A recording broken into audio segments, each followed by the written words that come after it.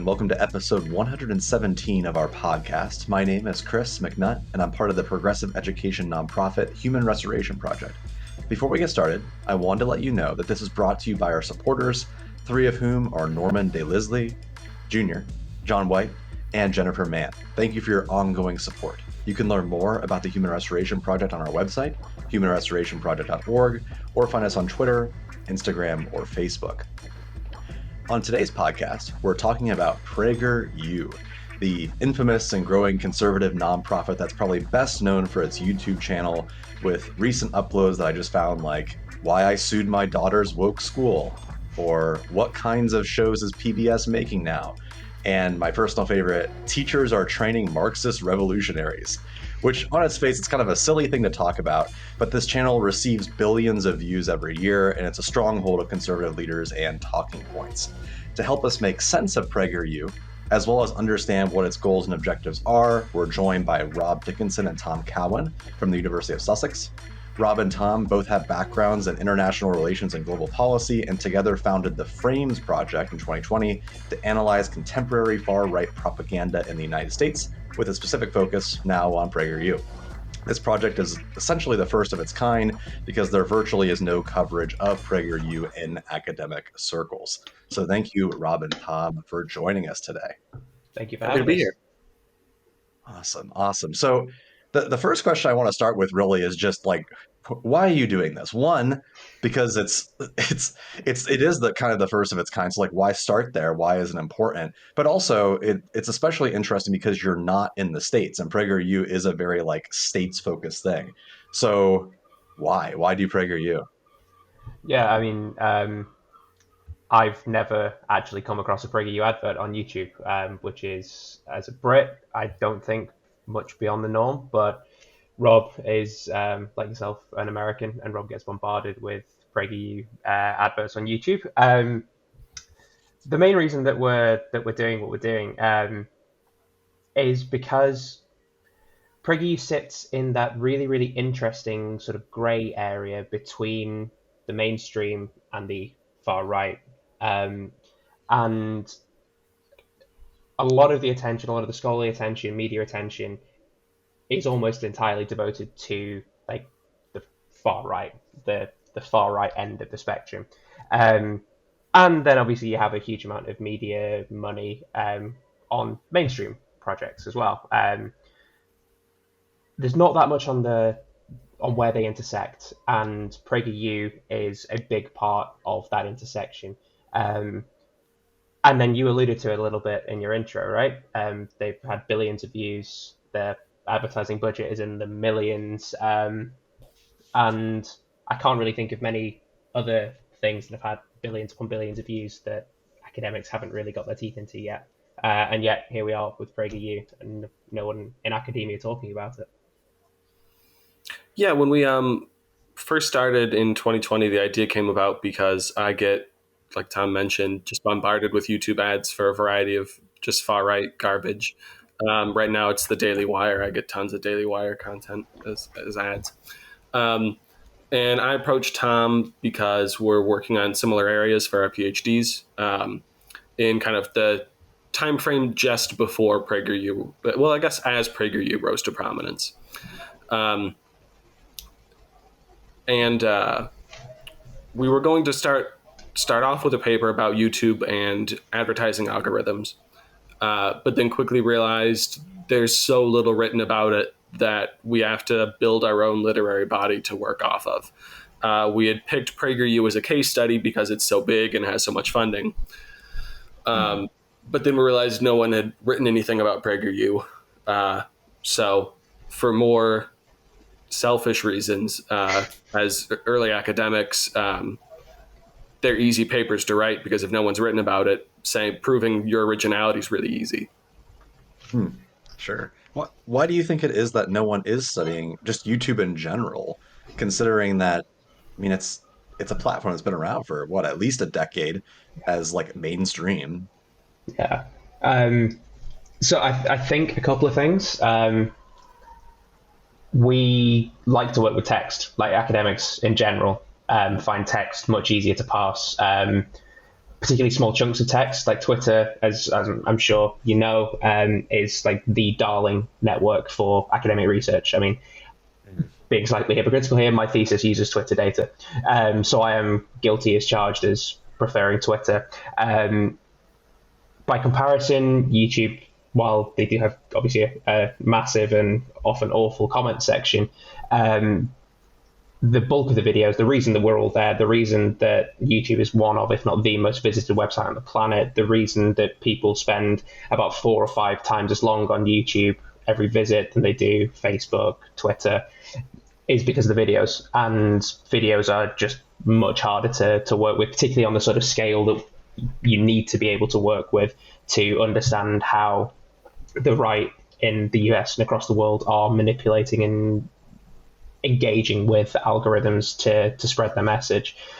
It's so much harder to do on YouTube than it is just to feed a bunch of tweets into a network analysis program and have it churn out a pretty map, which again, guilty as charged. That's what I do for my thesis. But YouTube is so much harder to work with. And then there's also the delay in academia around peer review. As I'm sure we'll mention, we have a couple of papers in peer review at the moment, and it takes a while. So there is always that time delay, and YouTube moves so fast. I mean, social media as a whole does, but YouTube, I think in particular, moves really, really, really fast, and academia is always playing catch up, and we're no exception. Yeah. I think it's important to add that with YouTube, the audience is so much bigger, partially because content takes longer to digest and they have more space to be able to say what they want to say. And that makes it harder on academics too. It just takes longer. There's a reason why I don't think we have ever used a full fireside chat with Dennis Prager video, because it's an hour long and there's just no way we're going to sit through that. I think we've used clips, but there's just the reality of it. It's also important to mention how important just media coverage of it is. There was a real spike in academic work around this about the Cambridge Analytica scandal. And Tom and I were both aware of that before starting this project, and I think both of us expected that academics had just kept paying attention to it afterwards, and that's not the case. I think it's important to recognize how unaware most people, including academics, are of how prevalent this radicalization is and how widely manipulated the average person is, including all of us. I mean, manipulation works very well. Yeah, the content that they offer it's both intriguing as well as horrifying, at least to me. Yeah. When I go across their offerings, and I always remember PragerU as being the organization that had the really well produced like infographic videos where they would show you like all this what they saw as like cool research, typically on conservative issues like dismantling public institutions or something of that nature. And we spoke kind of before about how this methodology is very much being shifted toward educating younger groups of children. I was just on their YouTube channel, and like some of the most recent uploads are people that are likely in their 30s dressed as if they're 15, with like 90s graphics around them, looking like they're trying to like be on Nickelodeon. And I subjected myself to going to their website and looking at their programming options. There's this graphic on there that's like, it's like PragerU for your family or something like that. And Yeah. there's all these like little icons of different shows. Some of them are literal children shows like cartoons. Some of them are the shows with the 30-year-old people. And also, I thought it was just very funny that Dennis Prager's Fireside Chats on there, which obviously stood out to me. I of course had to watch one, and it's to describe to people what this is like. It's very like FDR style. Dennis Prager seated in front of his fireplace at I'm assuming his mansion or a set. And the episode opens with him and like his dogs, like his Hmm. bulldog, and Yeah. he's like, "Oh, look at the cute little doggy who's joining us today." Anyways, let's talk about how the woke left is going to destroy your child. It's like, where did that come from? But also, like, this is aimed at kids. That's very weird. So, like, what's going on there? Why are they doing all this? I think you can really see an evolution over time with PragerU. Yeah, I think particularly the fireside chats, I think really stand out as kind of leftover. I think maybe Dennis himself really likes those, so he doesn't want to give them up. But they couldn't they couldn't possibly make them more like the opening scene to the Simpsons Halloween episodes if they tried. Um, but you can really see a shift over time. Early PragerU videos were Dennis's story hour and the Candace Owens show and some kind of on the street sketches. And then they expanded into a lot of like Antifa, Black Lives Matter, feminism response stuff. And I think that's where they got their biggest. There was kind of a time period where they were very clearly targeting young adults. And that's probably where they got the most attention and responses from YouTube because it's young adults who are active on there. Sure. Now you can really see them expanding kind of both ways. You can see stuff very actively targeted towards like moms, like the mom audience, and parents, including like explicit calls to like take your kids out of public school, uh, begin homeschooling.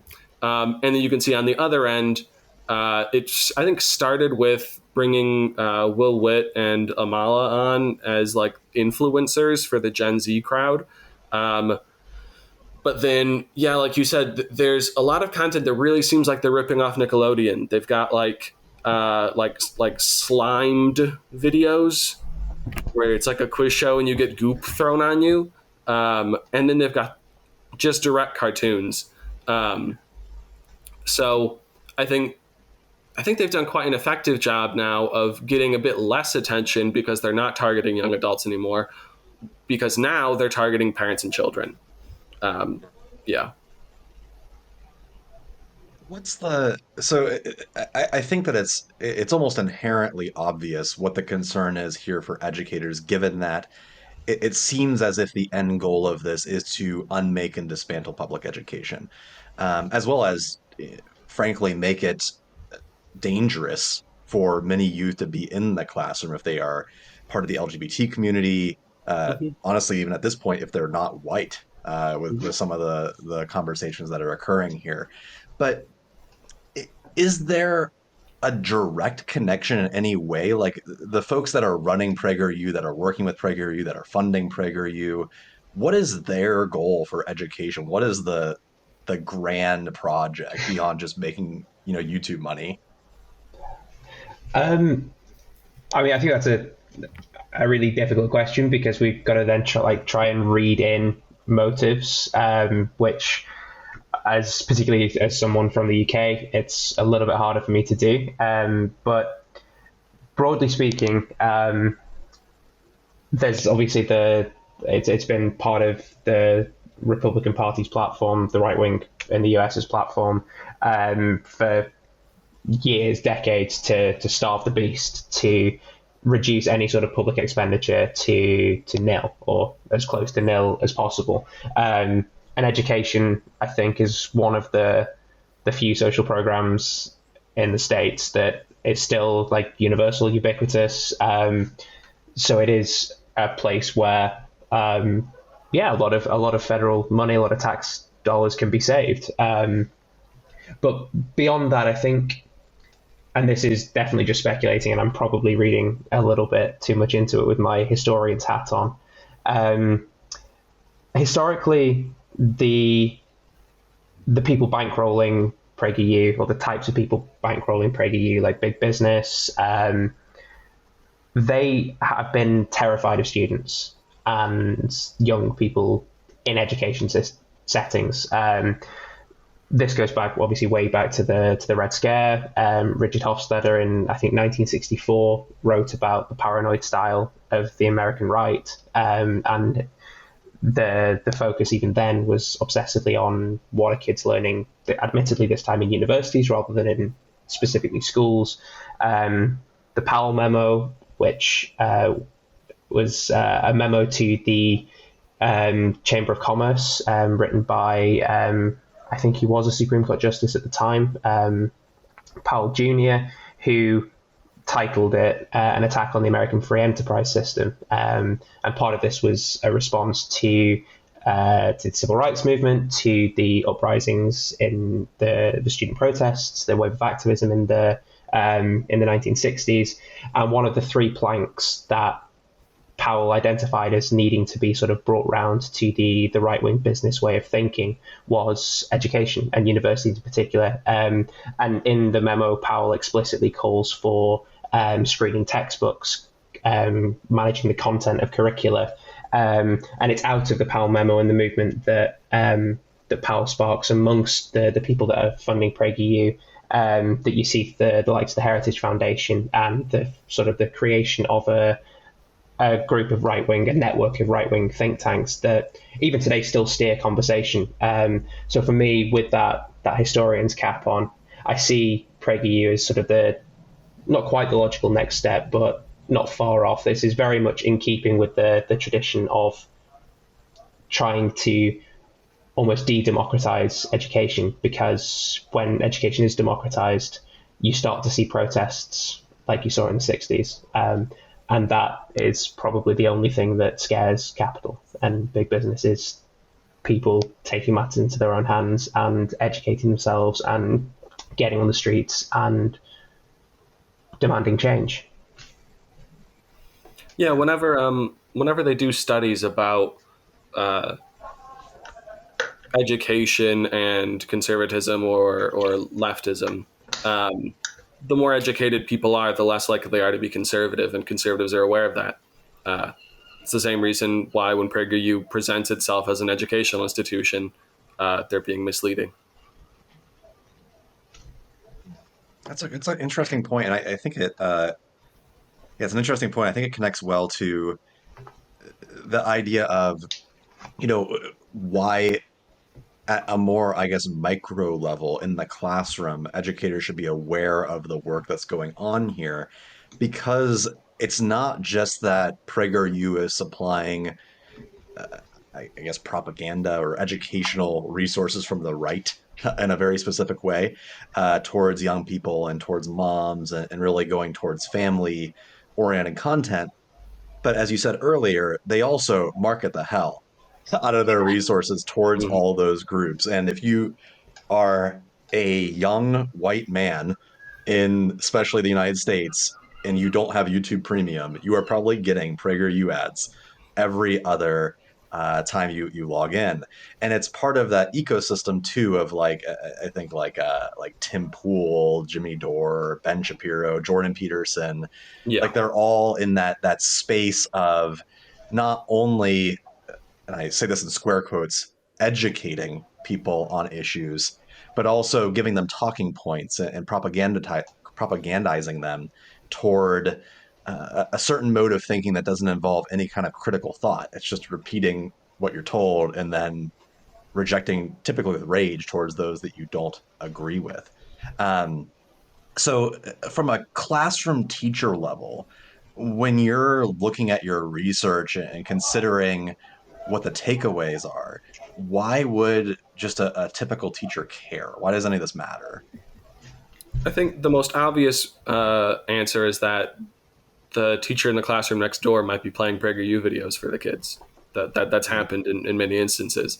And to be aware that I think it's perfectly understandable that teachers might look for educational videos online. I remember for me, when I was in high school, my teachers would play a lot of Khan Academy and TED Talks, and those are the exact institutions that PragerU attempts to mimic, and they mimic it very successfully.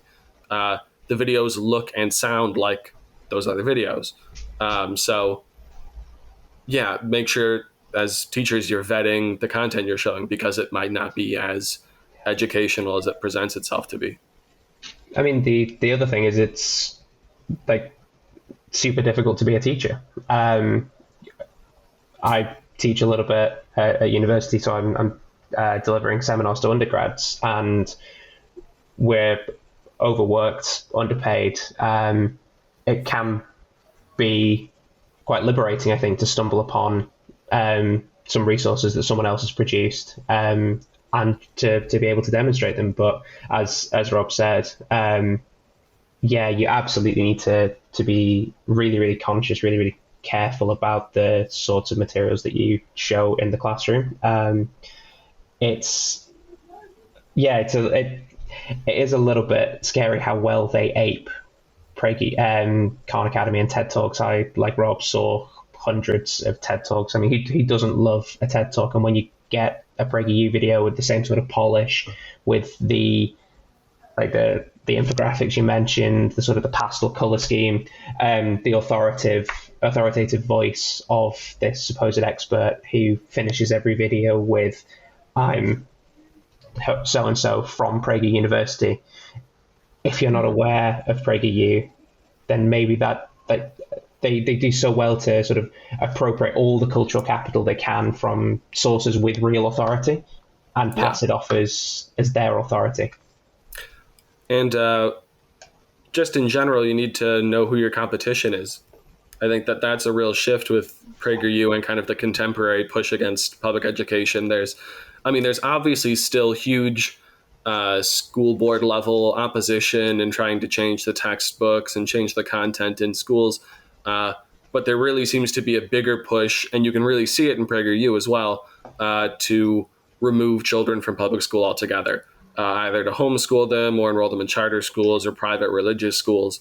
But PragerU goes beyond trying to supplement public education. So teachers need to be aware. That's the goal here, that this is the competition. Yeah, the work too seems to very much coincide with I started off my teaching career teaching social studies, and that wasn't that long ago. Kids were on YouTube getting talking points from various right-wing sources. And understanding the ecosystem helps you de-radicalize. Obviously, the goal of the institution is not to turn kids into radical leftists, but certainly the goal isn't to allow them to continually foster these ideas of hate that are given through ultra right-leaning organizations. This isn't one of those issues that can necessarily be fire with fire, at least not in the same manner that it's being done. Which leads me to a kind of an aside question, but how does this relate, if at all? And I'm not sure if this really relates to your research, but to organizations like the Gravel Institute, where it's meant to be like the leftist version of the same thing. Yeah. So we obviously come across the Gravel Institute like really early on. The thing I think that, well, there are two things, in my opinion, Rob, jump in, that separates the PragerU's of the world from the likes of the Gravel Institute. Capital, like PragerU's just has so much more money. There is, again, I think, was it about $50 billion worth of revenue? They spend most of that on million, yeah. sorry. They spend, of course, not billion. They spend most of that on advertising. The attempts to then get in that space are just incessant. Like the sheer volume of content that PragerU and the rest of the intellectual dark web, if you want, don't particularly enjoy the term, but they have the left well and truly beaten for volume.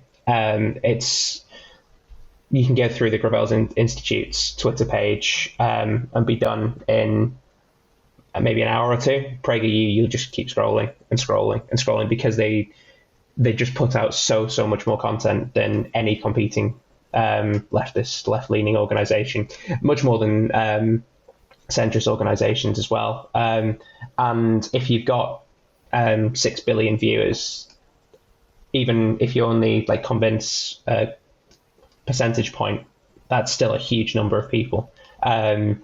So a lot of it is throwing it against the wall and seeing what sticks, but they have the money to be able to just churn out content to reach as many people as they can. I don't really think they're particularly bothered about their success rate, just because of the sheer numbers that we're working with. Yeah.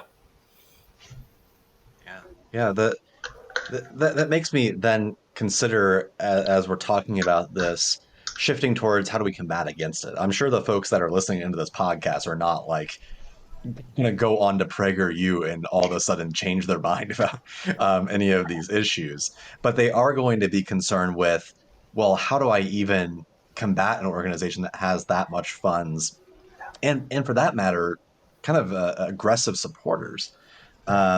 We actually unknowingly, to a certain extent, we sponsored a YouTuber for our conference that was a few weeks ago, and the YouTuber put our ad into a video that was like against PragerU, which is fine. I don't care about that. But as a result, the PragerU ecosystem kind of came after Human Restoration Project. We got all of these comments. We got like the Twitter influencers, if you will, like quote tweeting HRP stuff. Um, and it's shocking the level of engagement that far right organizations have in mobilizing like Yeah, almost like online armies. Within literally 10 minutes of a quote tweet, you'll get 30 replies, if not more, that are just not only visceral, but to the point of being dangerous. You have folks that try to dox you, folks that try to like oust you to your institution, um, and kind of perform almost like libel and slander against the work that you're doing in order to ruin you in some way. So before we dive into like specific actions folks can take, how do you go about working in a space where you know that everything that you say and do is not only going to be monitored and surveilled by these organizations, but also like uh, mobilized against? Yeah. So I think there's a term that Tom and I have been throwing around a lot recently called intransigence, and what that term refers to is how people are kind of taught to ignore arguments against their beliefs. If you've ever tried to talk to like your far right uncle about something over Thanksgiving dinner and been met with just a stone wall, that's intransigence. And I think it's important to understand that what is being taught at PragerU is intransigence. And when you see far right content that masquerades itself as educational content, that's what they're teaching, is how to tell their viewers how to combat attempts by the left, by everyone else, to de-radicalize them. So a lot of it, I think, is trying to make sure that what you're saying doesn't match what the far right says you'll be saying, Mm. because there are very specific talking points that uh, they'll essentially teach viewers how to respond to. And so if you make those points, you're not going to get anywhere. You might not get anywhere anyway. It's extremely difficult. But I think that's one of the first steps, is being aware of what they expect you to say, because if that's what you say, they'll already know how to respond to it. Uh, People are dug in. yeah, For Tom and I think a lot of what working in this space looks like is a few weeks ago we deleted our social media accounts. Um, there's discussions we'll have to have with the journals we publish in about potential lawsuits, because you can be sued for libel and slander regardless of whether or not you say anything untrue. Um, so I think just being aware of the realities, that the people that you're going up against and the institutions you're going up against have a lot more money and resources than you do. That's just the reality of the situation. Um, but I think tapping into the wider community and network of people and activists and scholars that are working against the far right uh, is a really effective way.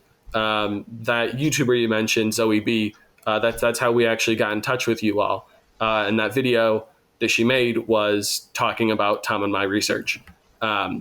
We're in the process of planning a book about PragerU at the moment, and Zoe B is one of our chapter contributors at this point. So I think the more you can get involved with community efforts, the more you can understand the arguments the far right is making and the arguments that they expect you to make, the better chance you'll have at making an impact. Yeah. I mean, solidarity is the main thing. I think finding a network of like-minded people, as Rob said, like is there's comfort in community, and people can support you and each other. And hopefully, at some point, we'll be able to return the favor if we ever find ourselves in the crosshairs. It's yeah. I mean, the other thing is, I suppose, get involved with kind of solidarity as well. Like if you're a member of a profession, get involved with your union in order to access their resources and the solidarity there. It's just about finding mutual aid and support wherever you can, and don't expect that it won't happen at some point, because it probably will. Yeah, it's something we'll work through, I think, more as we get more and more papers published.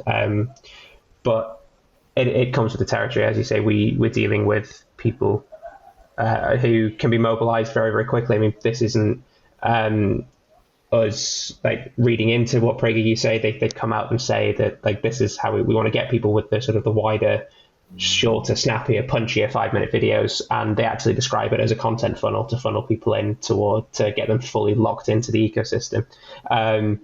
I think at that point, when you're locked into the ecosystem, it does become very, very difficult. That I imagine the sort of people who get active and get defensive and will quote tweet and attempt to dox and that sort of thing. But there's always hope, I think, around the margins, whether that's us building solidarities ourselves or just being able to sort of pull people away before they drop off the precipice. I think it also goes back to your last question about the Gravel Institute. I think trying to fight fire with fire in this instance won't work particularly well. I applaud all the efforts to do so, and I'm as strong a supporter of the Gravel Institute as you'll find. But in a war of attrition, the side with more resources is going to win, and they have much more resources than we do. There are spectacular content creators out there like Zoe B, like a variety of left-wing YouTubers who full-time respond to PragerU videos and other radicalizing videos. And they do a great job of de-radicalizing people and helping people stay informed about contemporary issues without falling into far manipulation. But for Tom and I think for other people who are interested in trying to do something against far radicalization, it often looks like, what can you do in your life and with your skill set? So for Tom and I, we're not YouTubers. We have an audience of essentially zero. So what we can do is write academic papers and try and influence policy to some level. And when we've talked to impact groups and other academics, that often seems like where the potential for us to make some kind of change comes in. And I'm sure we'll get into responses more. Yeah, and that's really what I wanted to really finalize with, which is how do we respond to this in our own way? I said before that as a classroom teacher, the ways are uncomfortable but obvious.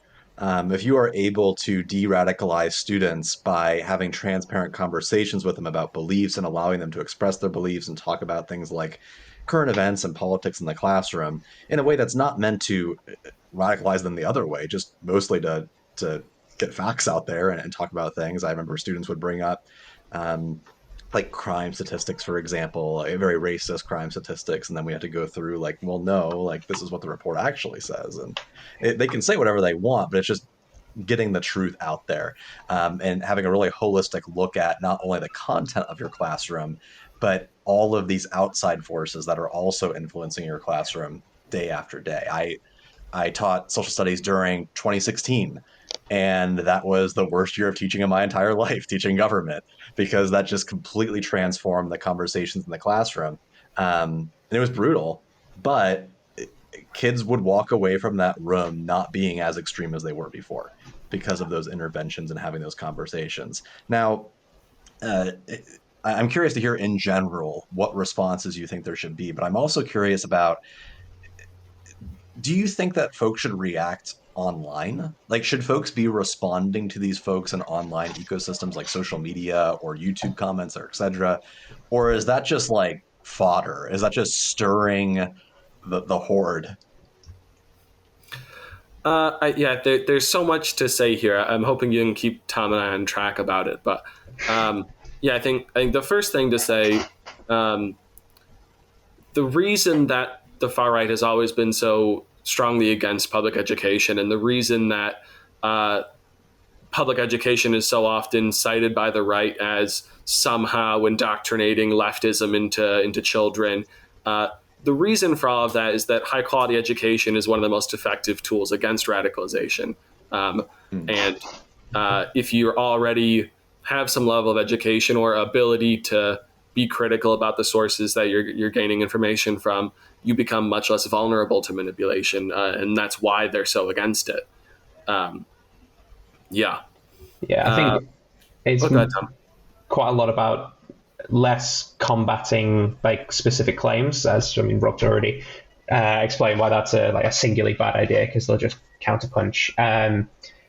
It's more about fostering hard skills, like the ability to read a text and discern like who wrote it, why did they write it, what were they experiencing while they wrote it. Again, historian's hat on here, interrogating sources. And that's obviously a lot harder to do when you're in a YouTube comment section. It's a lot harder to do when you've got 280 characters on Twitter. So broadly speaking, I think this is the sort of education that you do most effectively face-to-face in person at the front of the classroom. Obviously, small class sizes help, so you can actually sit down and talk to people for longer.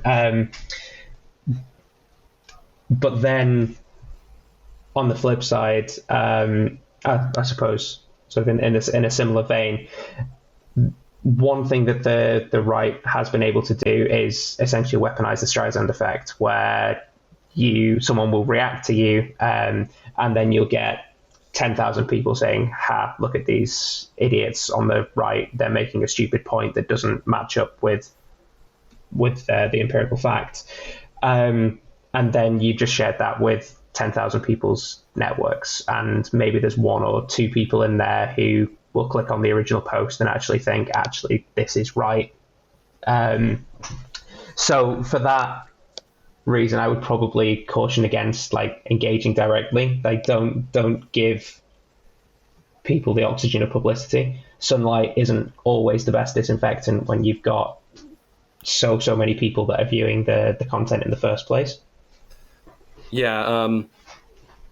Do I think it's possible to convince someone through YouTube comments to change their worldview? Probably not. No, I certainly wouldn't recommend trying. Is there a chance that it could work? Yes, but I think it's important to remember we only have so much capacity to do this work. Put it towards more optimal ends.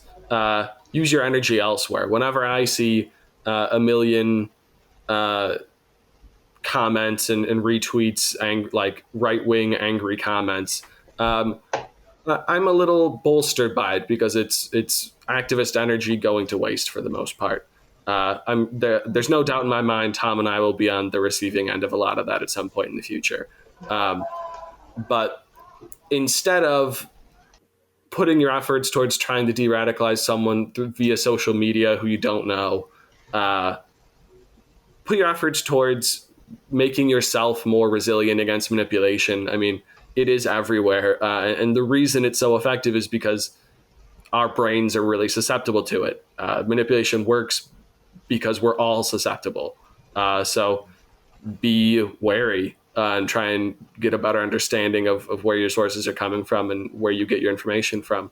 But like we mentioned earlier, I think the most effective thing anyone can do to combat the far right is local collectivization, organizing people. start with your neighborhood, start with your community, start with your union if you have one, or form a new one. But I really think that's where the potential for gain for our efforts is. Yeah. You can burn yourself out responding to comments in an afternoon, and that doesn't do much good for anyone. Or you could spend those 2 hours like attending the PTA meeting. Like the one thing that the right has again done historically very well is they turn out for every damn election, no matter how small it is. They go to the school boards, they go to council meetings, and they get involved at a really, really local level. This is like weirdly, this is all stuff that like left-leaning thinkers from years gone by suggested that left activists do, is that we read Saul Alinsky's Rule for Radicals, we go to the meeting, and if there's 10 of you there, then you're going to sway policy at a really micro level, which then feeds up and up and up. And the right has done that so well. And I think there's quite a sizable capacity in the American left, in the global left, to start to regain those spaces, because there's not that many people who do get involved at a local level. And at the minute, it tends to be those on the right. Doesn't have to be. As a closing thought, I'm curious about your reaction, really, to this, which is we had Dr. Henry Giroux at our conference, and he proposed in his keynote that educators need to turn themselves toward more public pedagogy and get involved more in digital spaces, meeting students where they're at, young people where they're at, adults where they're at, in framing the discourse and in sharing ideas. Now, you all obviously have reached out to a YouTuber to promote your work, and that alone, it has an exponential number of views probably versus what your eventual paper will have read. Because that's just how academia works. Yep. What are your thoughts about how you can utilize these new mediums and public pedagogy to talk about these ideas? In the framing the discourse part of the statement, that is so difficult to do, and that is what the right-wing media ecosystem does so effectively, is it sets the terms of debate.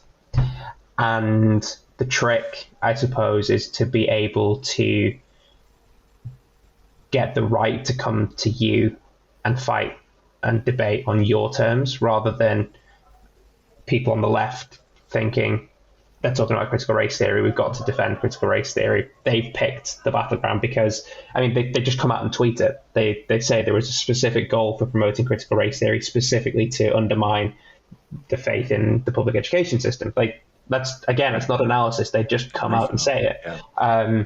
And as long as the right has that ability to set the terms, to frame discourse, I think it will always be a lot harder for us on the left to do something about it. And how you then sort of intervene and how you set the terms comes down to, I think, as Rob was alluding to, understanding the sort of the fundamentals of the platforms that we're engaging with. The YouTube algorithm will work in one way for everyone. If PragerU, Ben Shapiro, Daily Wire have learned how to use that for their ends, then it's clearly something that we can learn as well.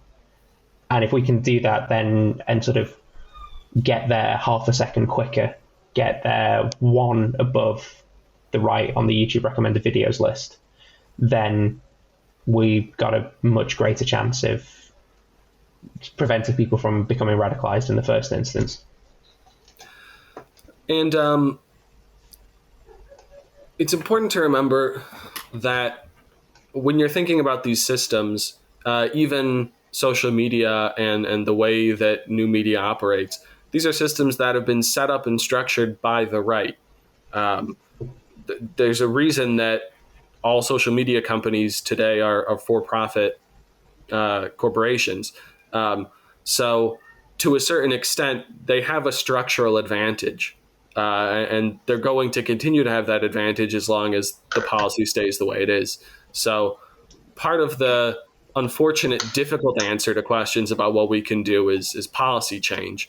Obviously, more funding for education, but even things around better content policing by social media, reshaping some of the structural issues in social media and new media.